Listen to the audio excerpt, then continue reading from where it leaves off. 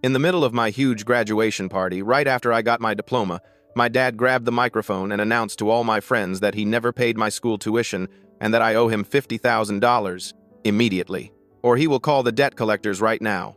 Everyone looked at me and waited for an answer as the music stopped. My dad, Robert, has always been this guy who's around but not really there, you know? Growing up, he was constantly at his accounting firm, working late nights and missing basically every important thing in my life. Soccer games? Nope. School plays? Never showed. Even my high school graduation was touch and go whether he'd make it, and he only came because my mom threatened him. But here's the thing, right? He always made it seem like he was doing all this for me. Like he'd come home exhausted and be like, "Jake, you know I'm sacrificing everything so you can have opportunities I never had." And I believed him. I actually felt guilty for wanting him around more because in my head, he was out there grinding to give me a better life. So, when senior year of high school rolled around, we had this sit-down conversation about college. I remember it was a Tuesday night, and he called me into his home office. The place smelled like old coffee and paper, and he had his reading glasses on, looking all serious. "Jake," he said, leaning back in his chair, "I want to talk about your future." I nodded, trying to look mature even though I was nervous as hell. "I'm going to handle all your college expenses," he continued. "Every penny, but there's conditions."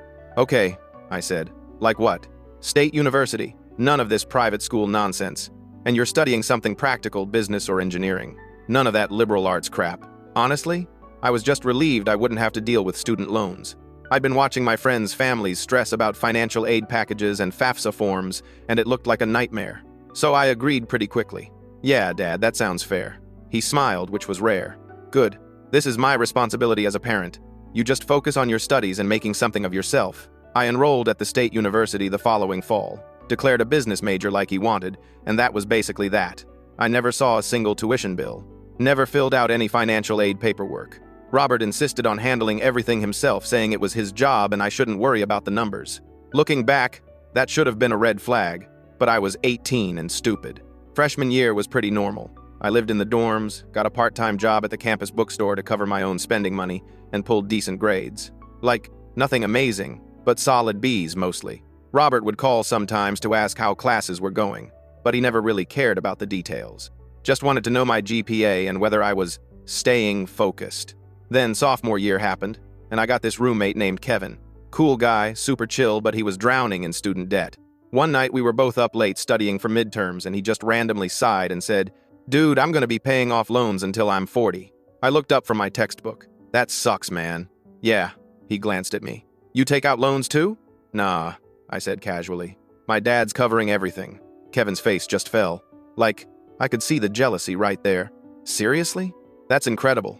It was the first time I actually thought about what my education cost. I mean, I knew college was expensive, but I'd never really considered the actual numbers. That night, after Kevin fell asleep, I tried to log into my student account online to check my bill. Just out of curiosity, you know? Except I couldn't get in. The account was set up with my dad's email and a password I didn't know. I tried the password reset option, but it sent the link to his email, not mine. The next day, I called him. "Dad, hey, quick question. Can you give me the login for my student account? I just want to check something." There was this pause on the other end. "Why do you need that?" "I don't know. Just want to see my bill and stuff." "Jake." His voice got this edge to it. "I told you I'm handling all of that. You don't need to worry about money and numbers. That's my job. Your job is to study and not flunk out." "I know, but I'm an adult now. I should probably know what things cost." "Are you questioning me?" Now he sounded pissed. "After everything I'm doing for you?" I backed down immediately. No, sorry, you're right." He softened a bit. "Look, son, real men handle their responsibilities without their kids breathing down their necks about it. I've got this under control. Just trust me." And I did.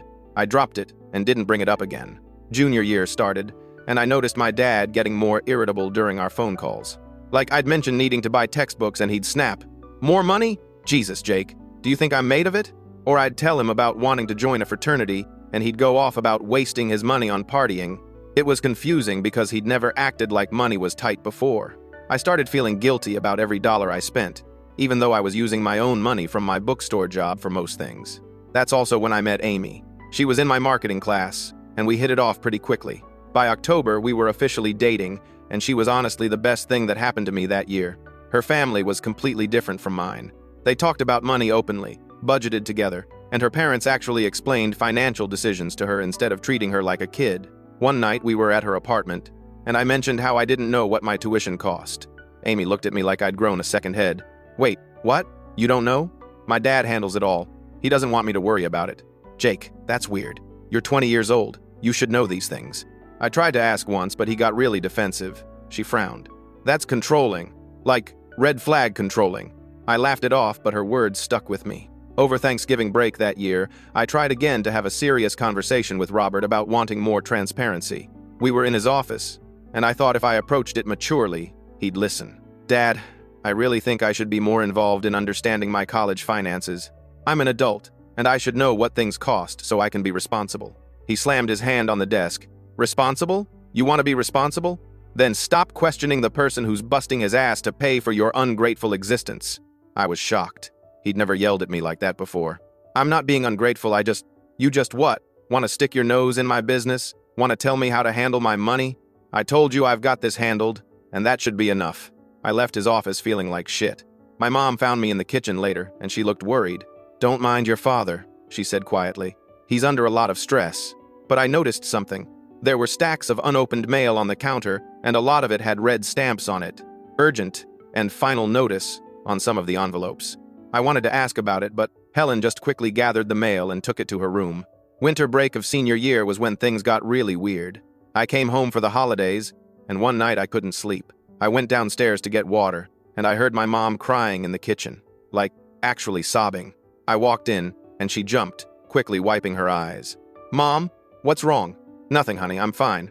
But her voice was shaking. I sat down across from her. You're not fine. What's going on? She looked at me for a long moment, like she was debating whether to say something. Then she just whispered, Your father has been making some decisions that might affect your future, but I can't talk about it. Just focus on graduating and getting a job, okay? What decisions? Mom, you're scaring me. She shook her head. I can't. He'd be furious if he knew I said anything. Just please, Jake, graduate and get yourself established. Promise me. I promised, but I couldn't shake the feeling that something was seriously wrong. I noticed my dad on his phone constantly that break, having hushed conversations and reviewing paperwork late at night. A few times I walked past his office and saw documents with my name on them, but he'd immediately closed the door when he noticed me. My final semester started in January, and it was busy as hell. I was taking my last required classes, working on my capstone project, and trying to secure a job for after graduation. I applied to probably 30 positions and finally landed an internship at a decent marketing firm that said they'd offer me a full-time position if I performed well. When I told my dad, I expected him to be proud.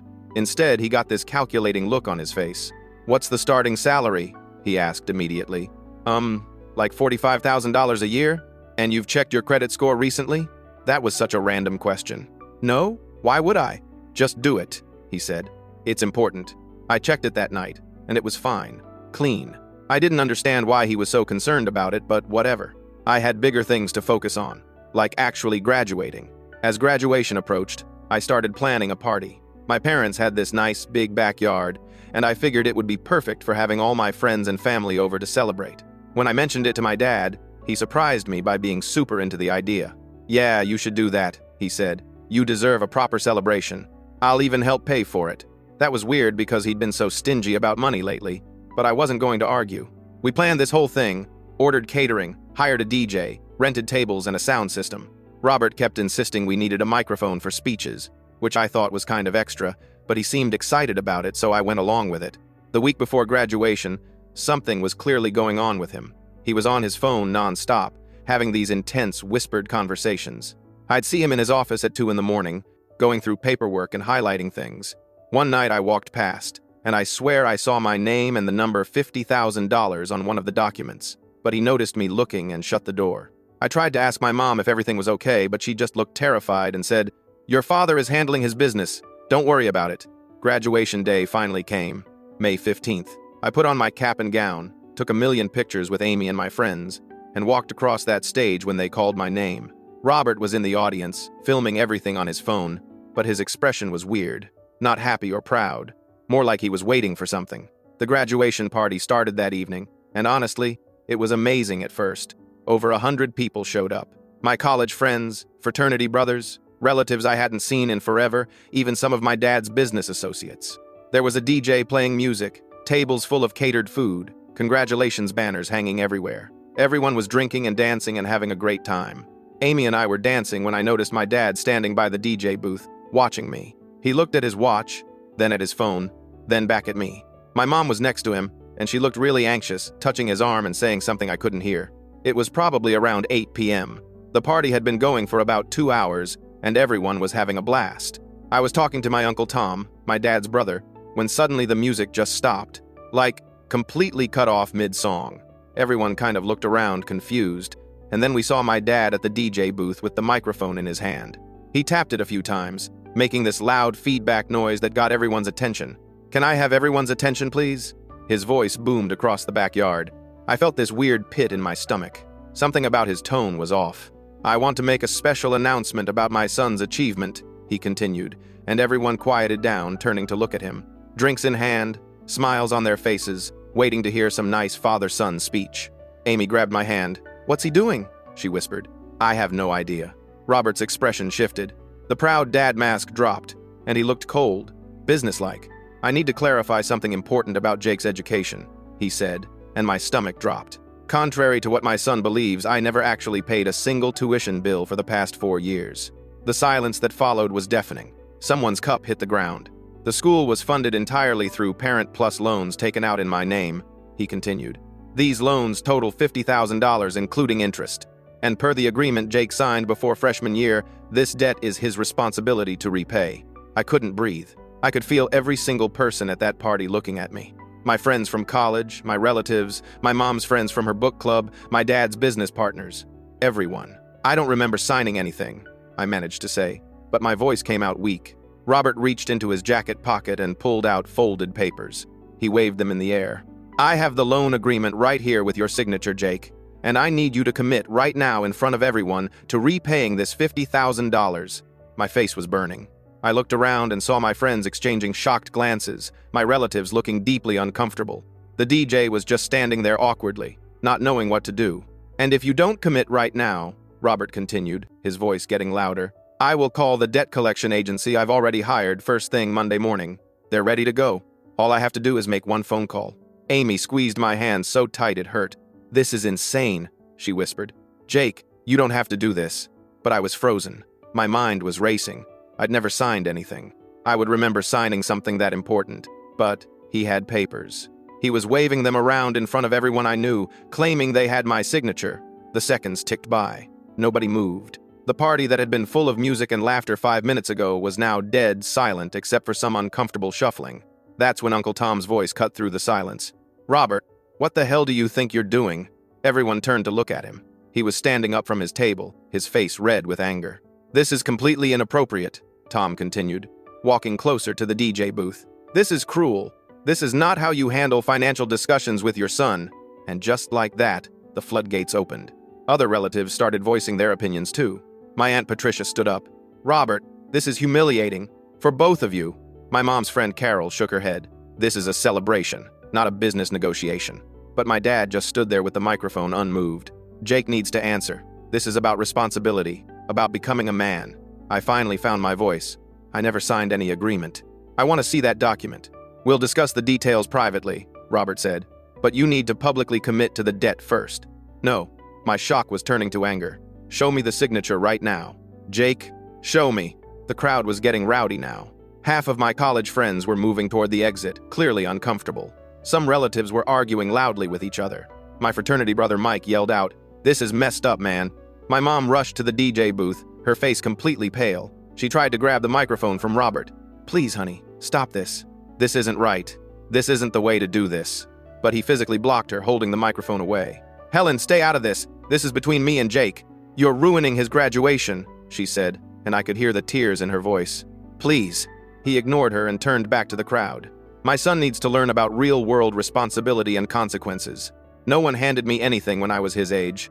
I had to work for everything, and he needs to do the same." More people were leaving now. I saw some of my friends from the dorms heading toward their cars, shaking their heads. My study group from junior year gave me sympathetic looks as they walked past. Uncle Tom was right in Robert's face now. "You're teaching him nothing except that his father is a manipulative asshole. Give me that microphone." Robert handed it back to the DJ finally and walked straight toward me. Dozens of people were watching our confrontation. Some were filming on their phones, which made everything worse. He held out the folded papers. "Here, look at it yourself." I grabbed them from his hand, my fingers shaking. Amy leaned in to look with me. It was supposedly a loan repayment agreement dated August 2019, right before I started freshman year, and there was a signature at the bottom. Except it wasn't my signature. Like, it wasn't even close. The handwriting was completely different. My signature has this distinctive way I do the J in Jake, and this one didn't have it.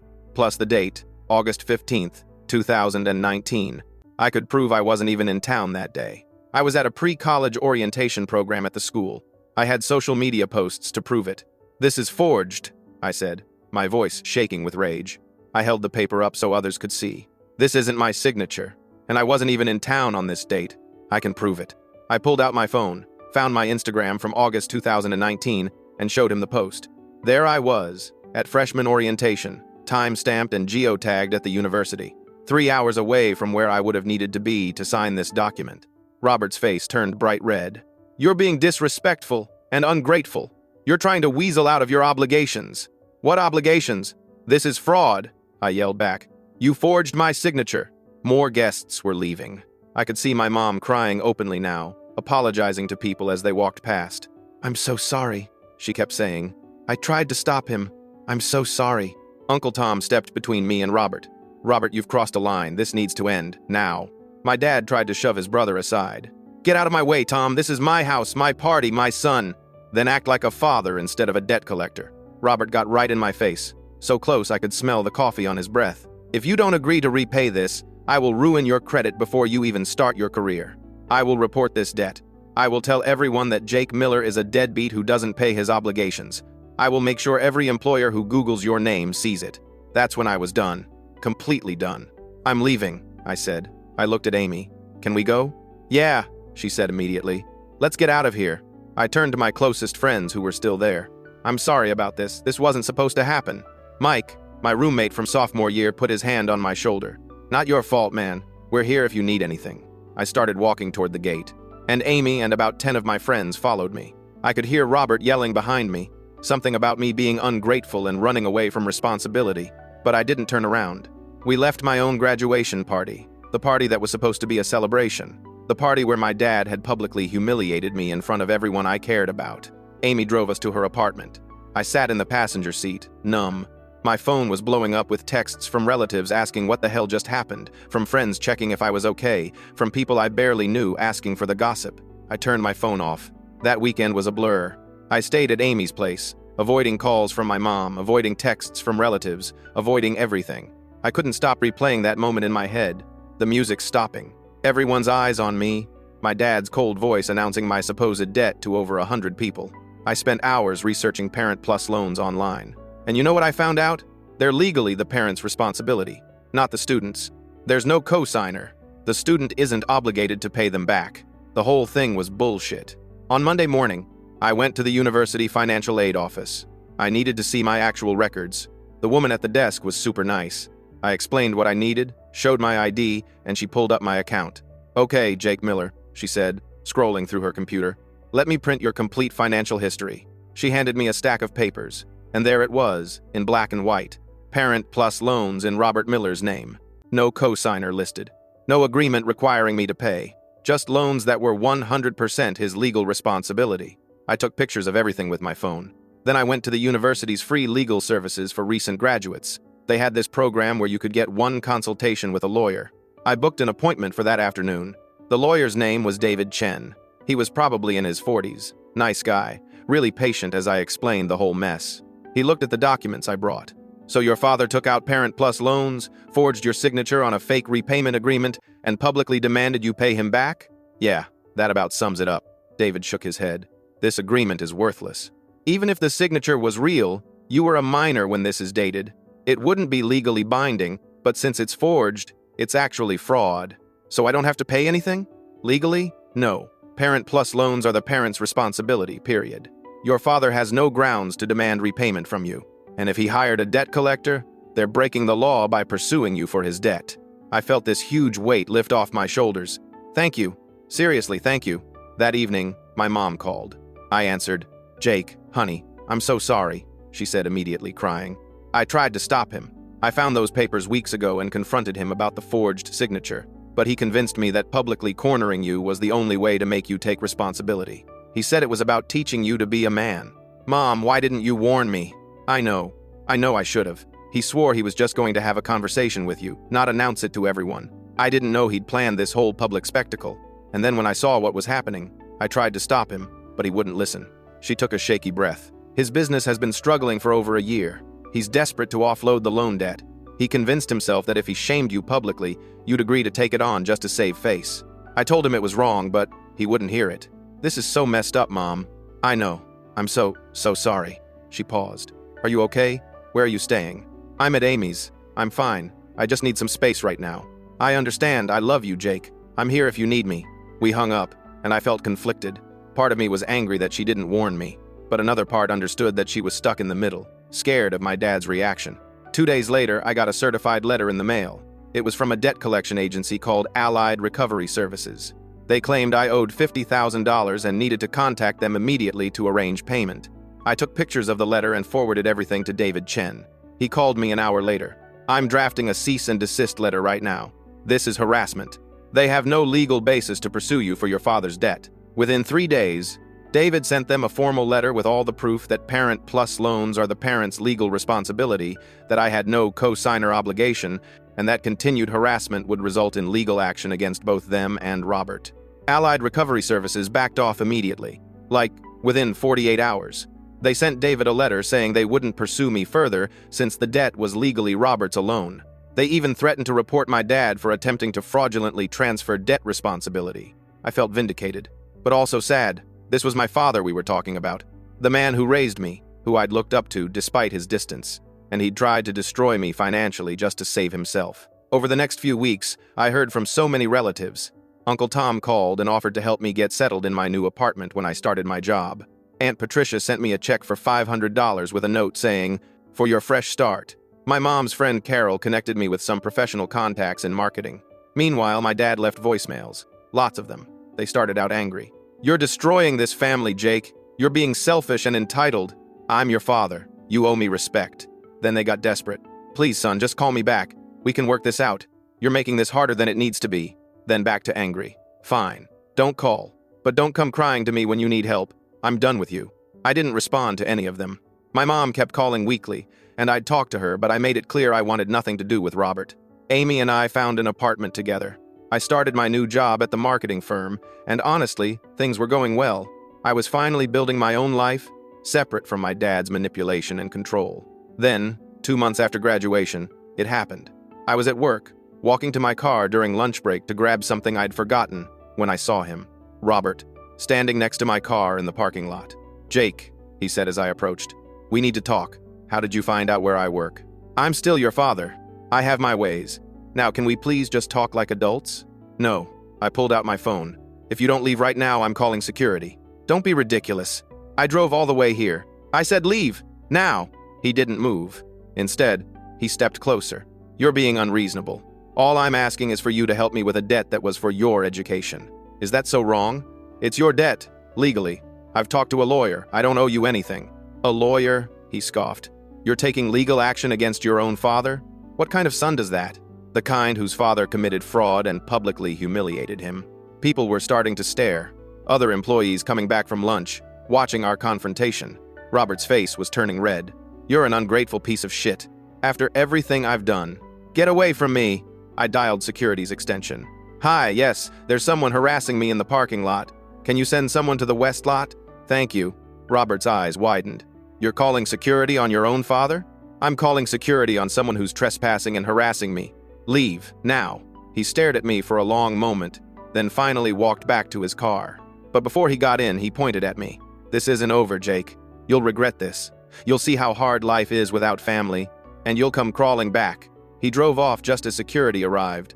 I filed a report anyway, explaining the situation. They assured me they'd keep an eye out and not let him on the property again. That night, I talked to Amy about it. "I think I need a restraining order." "Yeah," she agreed. "This is escalating. He's showing up at your workplace now? That's not okay." The next day, I contacted David Chen again. We filed for a restraining order. I provided the forged document as evidence. recordings of the threatening voicemails I'd saved, and testimony statements from several people who'd witnessed the graduation party incident, including Uncle Tom and a few of my friends. The court granted a temporary restraining order requiring Robert to stay at least 500 feet away from my home and workplace. The hearing for a permanent order was scheduled for 3 weeks later, but Robert couldn't help himself. He violated it almost immediately. Letters started showing up at my apartment, handwritten ones, slipped under my door. They were full of self-righteous bullshit about how he was being punished for trying to teach me responsibility, how I was ruining our family, how I'd regret destroying our relationship when I was older and wiser. I documented every single one, took photos, noted the dates and times I found them, and reported each violation to the court. Each violation just made the case for a permanent order stronger. The court hearing finally came. I sat on one side with David Chen. Robert sat on the other with some lawyer he'd hired. The judge was this no-nonsense woman in her 60s named Judge Morrison. She reviewed all the evidence, the forged document, the recordings of Robert's threats, the witness statements from the graduation party, photos of the letters he'd left at my apartment despite the temporary restraining order. Then she called witnesses. Uncle Tom went first. "Your Honor," Tom said, "I've known my brother my whole life, but what he did at that graduation party was one of the most cruel, manipulative things I've ever seen. He planned it for months. He ambushed his own son in front of over 100 people, waved around a forged document, and threatened him with debt collectors. It was calculated. It was meant to humiliate Jake into submission." My friend Mike testified next about the workplace parking lot incident. He cornered Jake at his job, wouldn't leave when asked, and got aggressive. Jake had to call security. It was scary, honestly. The judge listened to everything, her expression unreadable. Then Robert's lawyer tried to argue that this was just a father trying to get his son to be responsible, that the restraining order was an overreaction, that families should work things out privately. Judge Morrison cut him off. "Counselor, your client forged a legal document, used it to publicly humiliate his son, hired debt collectors to harass him for a debt he has no legal obligation to pay, violated a temporary restraining order multiple times, and showed up at his son's workplace to confront him. This isn't a family disagreement. This is harassment, fraud, and stalking behavior." She ruled in my favor. Permanent restraining order. Robert had to stay at least 500 feet from my apartment, my workplace, and any location where I was present if he became aware I was there. He was also ordered to pay my legal fees, which had added up to about $3,000, and attend anger management counseling. Robert's face went pale. His lawyer tried to object, but the judge was firm. "Mr. Miller, you created this situation. Your son has every right to feel safe and protected from your harassment. This order will remain in effect for a minimum of 5 years, and if you violate it even once, you'll face criminal charges. Do you understand?" "Yes, Your Honor," he said quietly. I walked out of that courtroom feeling free, actually free.